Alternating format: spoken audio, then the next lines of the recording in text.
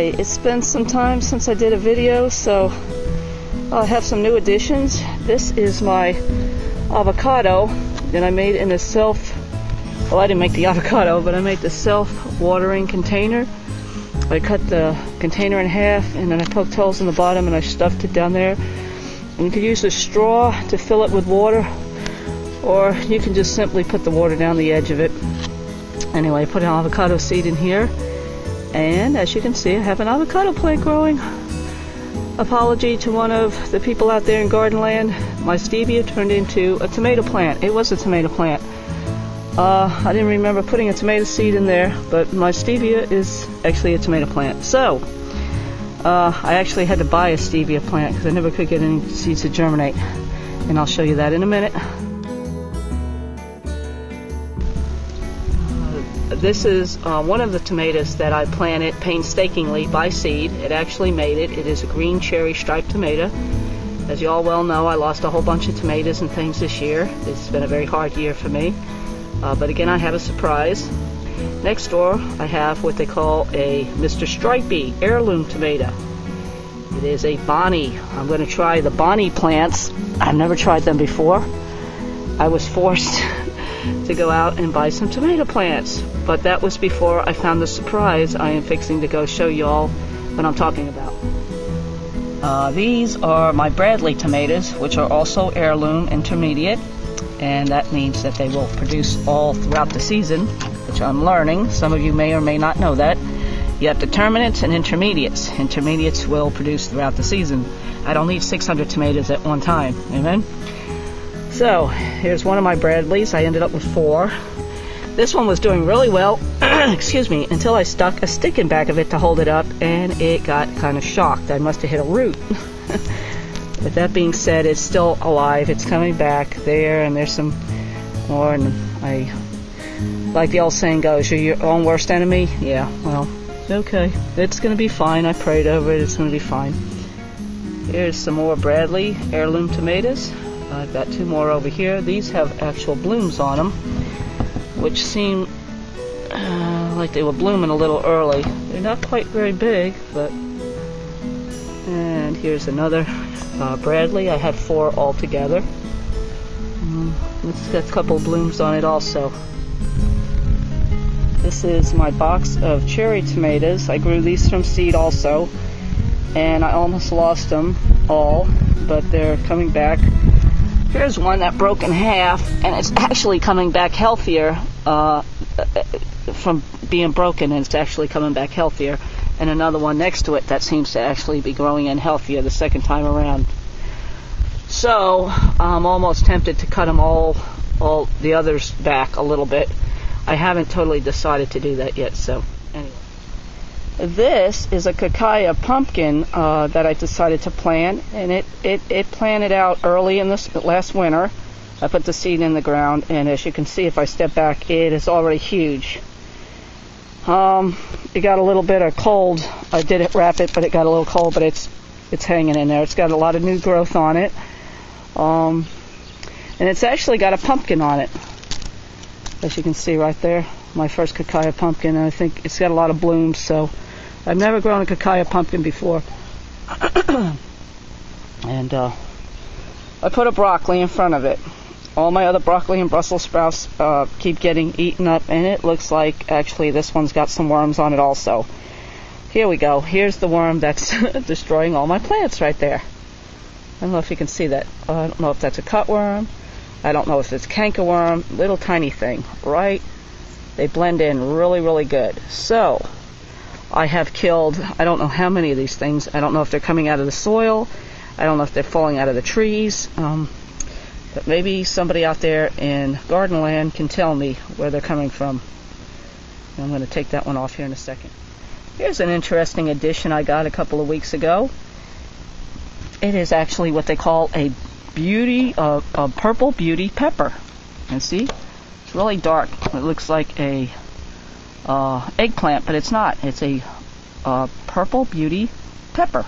And they say full sun. It gets a lot of sun over here on this part of the yard, so I wasn't going to plant any peppers last year. They seem to just need a whole lot more than I thought it was worth to raise them, but my husband brought this home, and I thought, why not?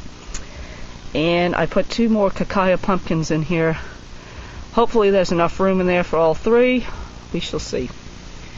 I have to put a trellis up back, like a big piece of wire like I did over here. I'll put a wire behind that tree or in front of the tree, and it's going to grow up, hopefully up the branch. And I'm going to have little pumpkins hanging off the tree limbs this year. It was just something I just thought would be different and make for cute pictures. Somebody's once said, I have a money tree. No, I have a pumpkin tree. So that's why I did that way. Okay. Being innovative with what you have to work with. Down here, this is a butternut squash that I planted from seed from a butternut squash that I got out of the store. It actually germinated. And over here, that's a sugar baby watermelon. I lost the last 2 because I guess it was too cold, so I replanted. And I have another one in the house that needs to come out. Alright, now let's get taking you down the hill for another surprise. Before I go down the hill, I wanted everybody to check out my blueberries. They're doing very well. They're just loaded with blueberries. This is the 2nd season on the blueberries. And they're blueberrying. I have blueberries. They like acidic soil, so put your peat moss in there. And your mulch and compost, I'm sorry, not mulch, but compost, and that's what I do. I use horse manure, compost tea. And my thorn-less blackberry bush, tree, whatever you want to call it, it is now loaded with flowers. They get pretty white flowers on them. This is the first year. I've only had it 2 years. And the buds are finally blooming. They're like light pink or white. Here's one that's really pretty. So we're still waiting on the blackberries. But it's gotten quite big. If I step back, you can see. When I put the trellis up last year, it was just a little old thing, and it's pretty much taken over the trellis. So there's one little success story so far. Okay, the first surprise I found out here, these are supposed to be wild roses, and they smell terrific. I don't know if you can see the thorns, but it is a thorn bush. I guess you can see that. But these are beautiful. These are like ancient of days. This property that I live on, the house itself is over 100 years old. So, oh yeah, they are like what you would call, and I believe, an original rose. My neighbor swore to me that was a real rose bush. So they smell delicious. I almost cut this whole vine off. Thank God I didn't. They smell beautiful. They're beautiful. I don't know what kind of rose they're called. I know they don't look like the roses we see today, so they must be like, as they say, ancient of days roses. I don't know. I have to find somebody that knows something about roses. But if you smell them, they smell like the sweetest roses you ever smelt in your life. They smell beautiful. Now, this doesn't look too pretty. But as you can tell, these are my compost piles.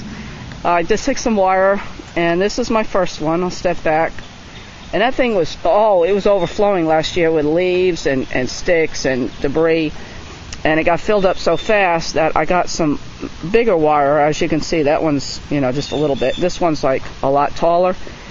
And I didn't quite fill it up. It was about half full, and it's already compost or rotted down to almost nothing. I need to tear these 2 apart.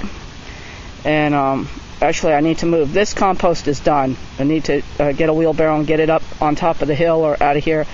And then just take this and put it into my smaller compost pile where I can get to it and turn it easier.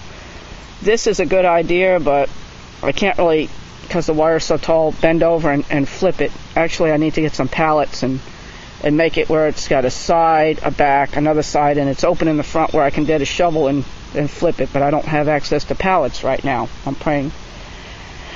The other surprise was, unbeknownst to me, I threw some old rotted tomatoes in here during the winter, and when I brought my neighbor over here yesterday, she said, don't step all over your tomato plants. And so I've been repotting tomato plants. And there's 1, 2, 3, 4. And I have a whole bunch in here. I guess the rain washed the seeds out of the compost pile, and they're just all over the place. So there's one, there's another, there's another. Here's a pretty nice one right here. Needless to say, they're all over the place. So I feel quite humbled today. It's almost as if the Lord is laughing. Last winter, I made all these videos, and I went out and bought all this equipment to plant seeds, to do it right, and basically 90% of my seeds, my seedlings died. I had an issue with fungus flies. That being said, the Lord said, I will provide all your needs, and here I sit looking at, well, if I had to go buy them, probably close to $50 worth of tomato plants that I just threw the rotten tomato out in my compost, and seeds decided to grow. I didn't plant these seeds. God just rained on them, and they planted themselves, basically. And God gave the increase. So for you out there that spend all this money and all this equipment, my advice is just go get some soil, throw some rotten tomatoes in the ground, and watch them grow.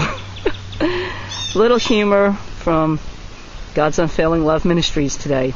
I hope this video finds everybody doing well. And I hope your tomato plants are growing as good as mine are in the wild. Amen? Amen. Bye-bye.